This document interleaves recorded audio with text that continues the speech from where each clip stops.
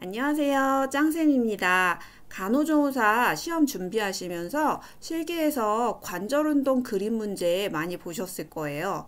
어렵다, 헷갈린다 많이들 이야기하시더라고요.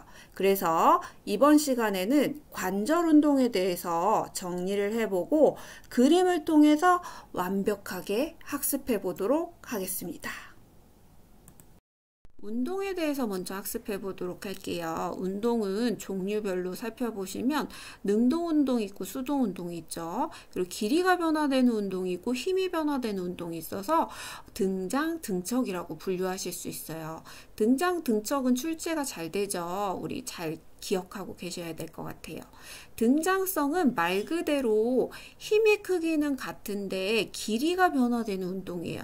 그래서 관절이 움직여져서 길이가 변화되는 운동을 등장성 운동이라고 보시면 되죠. 대부분의 운동이 등장성 운동이에요. 수영, 걷기, 조깅이 대표적인 예라고 보시면 돼요. 등장성 운동은 운동을 하는 근육의 힘도 키워지지만 심폐기능도 좋아져서 전신적인 효과를 볼 수 있는 운동이라고 보시면 되겠죠. 반대로 등척성 운동은 말 그대로 길이가 똑같다라고 보시면 돼요. 거기에 주어지는 힘이 변화되는 운동이에요.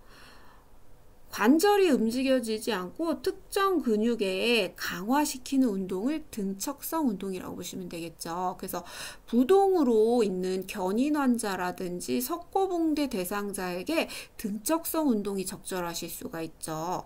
골다공증 환자도 등장 운동도 할 수 있지만 부상의 위험이 거의 없기 때문에 골다공증 환자에게도 등척성 운동을 적극적으로 추천하실 수 있죠. 예를 들면 근력 운동, 벽밀기, 대퇴사두근 운동이 해당이 되실 수 있어요. 이 등척성 운동을 하게 되면 운동하는 부위에 순환을 증진시키고 뼈를 재생시키고 크기를 감소시키지 않는 운동이라고 보시면 되겠죠. 그리고 정맥의 우려를 예방하실 수 있어요. 수술 환자가 다리를 들 힘도 없다 이럴 때는 정맥 우려를 예방하기 위해서 힘을 줬다 뺐다 하는 운동을 하시면 도움이 되실 수 있죠. 등장, 등척 운동 예를 들면 수영, 걷기, 조깅은 등장, 벽밀기, 대퇴사두근 운동은 등척 구분하시고요. 등척 같은 경우에는 앞에서 말씀드렸듯이 견인 환자, 석고붕대, 골다공증 환자는 등척 운동이 적절하다라고 보실 수 있겠어요. 수동적 관절 범위 운동 볼게요. 수동이라는 말이 붙었으니까 남이 해주는 거겠죠? 본인이 스스로 운동하지를 못해가지고 관절의 가동 범위가 떨어진다든지 구축이 생길 수 있는 대상자에게 시행한 운동이 수동적 관절 범위 운동이 되시겠어요. 이 운동을 할 때 주의할 점들이 있죠. 각 관절에는 3번씩 운동을 하시고 왼쪽이면 왼쪽, 오른쪽이면 오른쪽 한쪽을 먼저 하시고 반대편 운동을 하셔야 돼요. 그리고 관절의 범위 이상 무리하게 운동하지 않는 게 중요하죠. 이 부분에서 이제 예문으로 나올 때 관절의 범위 내 최소로 운동한다. 틀린 거죠. 최소로 운동하시면 효과가 거의 없는 거죠. 관절의 범위에 최대로 운동하다. 얘도 틀린 답이에요. 최대로 운동하신다는 거는 너무 무리하는 거기 때문에 무리하지 않게 그 사람의 관절의 가동 범위 내에서 운동을 하셔야 돼요. 그리고 관절에 부종이 있다든지 염증이 있으면 그 부위를 제외하시면 되겠죠. 왼쪽 관절 운동을 이렇게 쭉 하고 있는데 무릎 관절에 부종이 있어. 그럼 무릎은 제외하고 운동을 하셔도 된다는 거예요. 근육의 경련이 일어나게 되면 우선 운동은 중단하시고 나중에 보고를 하시는 거 필요해요. 큰 근육에서부터 작은 근육 순서대로 이 표현은 어깨에서부터 팔꿈치, 손목, 손가락 이렇게 작은 근육 순서대로 운동을 해주시는 게 필요하고 한 번에 운동할 때는 5에서 10분 정도 운동을 해주셔야 돼요. 운동은 너무 빠르게 운동하지 않고 천천히 운동을 하시는 게 필요하고 대상자의 운동시킬 관절에 가까이 서시는 거 필요하죠. 관절을 한 손으로 받치시고 다른 한 손으로는 사지 말단 부위를 잡아서 운동하시는 거 필요하시겠어요. 관절 운동 살펴보도록 할게요. 굴곡 신전 기본이죠. 잘 알고 계셔야 되는데 두 골의 각이 감소하는 운동이다. 서로 가까워진다면 굴곡, 두 골의 각이 증가해서 서로 멀어지는 운동이다 하면 신전이라고 보시면 돼요. 아래 그림 중에서도 1번 그림은 굴곡이 되시겠고 2번 그림은 신전이 되는 거죠. 어깨부터 살펴보도록 할게요. 어깨에 화살표 잘 봐주셔야 되죠. 해부학적인 바닥에 있던 손끝이 위로 올라가는 형태 1번 그림이 굴곡이 되시겠고 아래로 내려가는 원래 해부학적 자세로 돌아가는 형태가 신전이라고 보시면 돼요. 머리와 목 운동 보시면 턱이 가슴에 닿게 하는 형태의 1번 그림이 굴곡, 원래 자리로 돌아가는 형태가 신전이라고 보시면 되겠죠.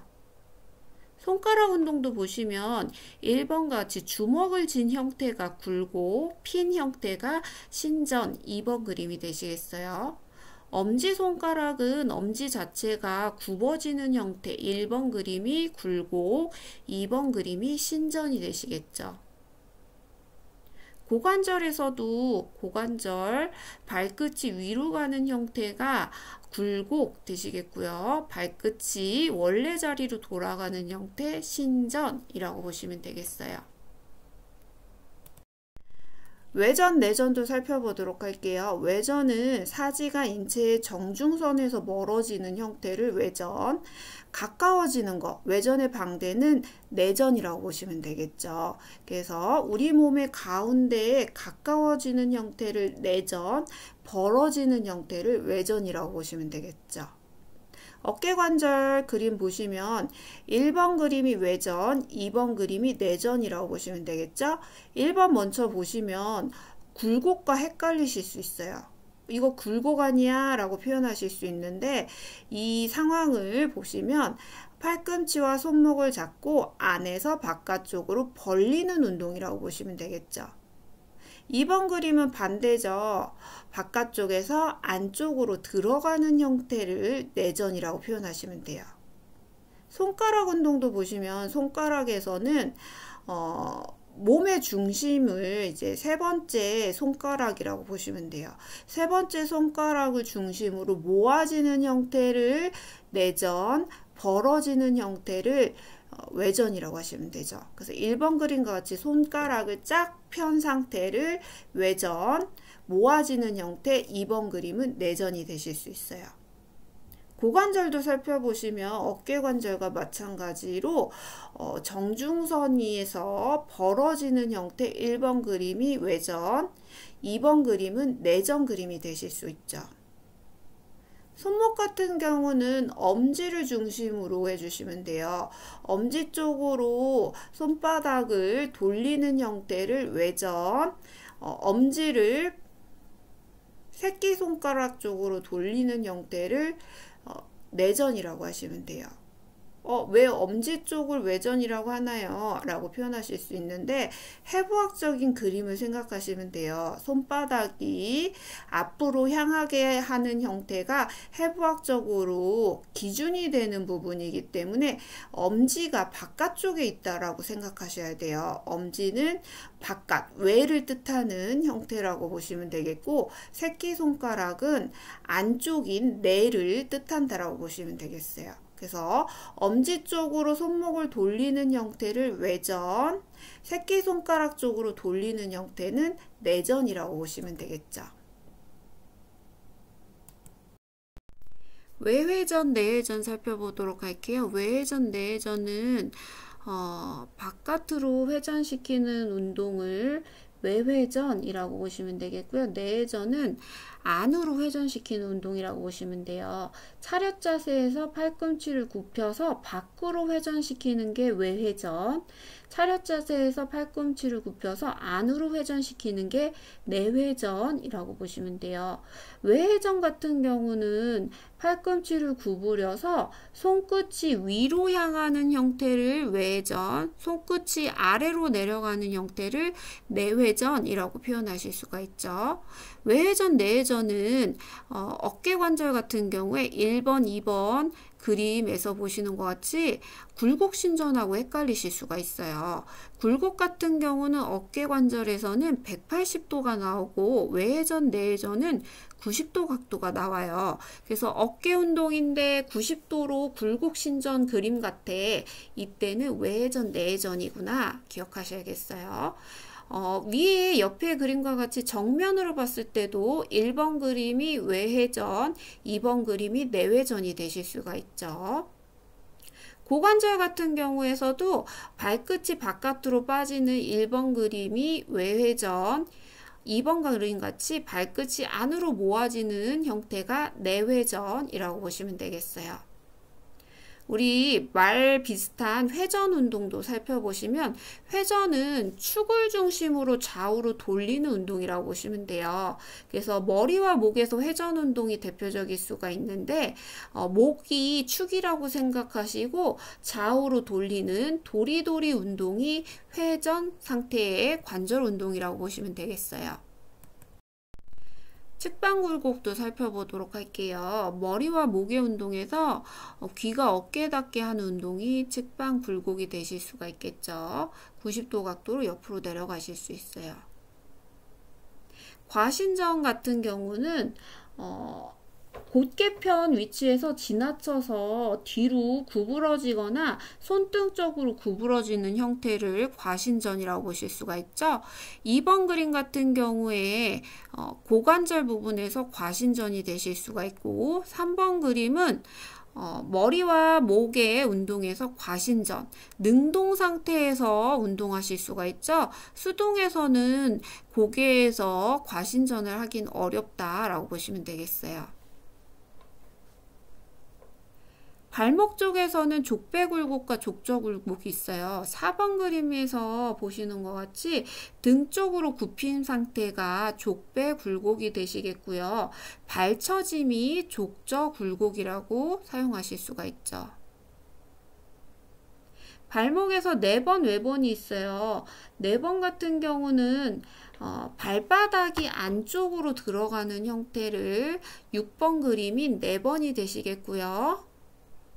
발바닥이 바깥쪽을 향하는 그림이 7번 그림의 외번이 되시겠어요. 회내회외 운동도 있는데요. 회내회외는 다른 부위에서 없는 형태죠. 팔꿈치에서 나타나는 운동이에요. 그래서 회외 같은 경우는 전환을 외측으로 회전해서 손바닥이 앞쪽으로 돌려놓는 형태예요. 그래서 지금 뼈의 그림과 같이 요골척골이 나란히 돼 있는 형태가 회외 1번 그림이라고 보시면 되겠죠. 회내 같은 경우는 전환이 내측으로 회전해서 손등이 앞쪽으로 돌려놓는 형태예요. 그래서 2번 그림과 같이 요골척골이 서로 꼬이는 운동이 회내라고 보시면 되겠어요. 수동운동 그림 보시면 2번 그림이 지금 회내가 되시겠고요. 1번 그림이 회외가 되실 수가 있죠. 그래서 손쉽게 보실 때는 손등이 위로 가 있는 형태가 회내, 손바닥이 위로 나와 있는 형태가 회외라고 보시면 돼요. 그래서 회부학적으로 바른 자세인 손바닥이 위로 가게 놓은 형태가 엄지가 바깥으로 나가 있기 때문에 회외가 되시겠고, 뒤집으면서 엄지가 안쪽으로 들어오는 형태가 회내라고 보시면 되겠어요.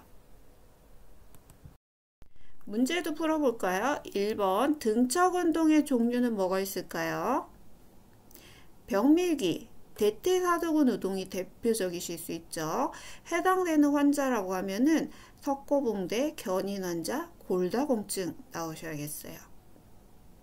두 번째, 그림을 보면서 관절 운동 맞춰보도록 할게요. 1번 그림은 외전이죠.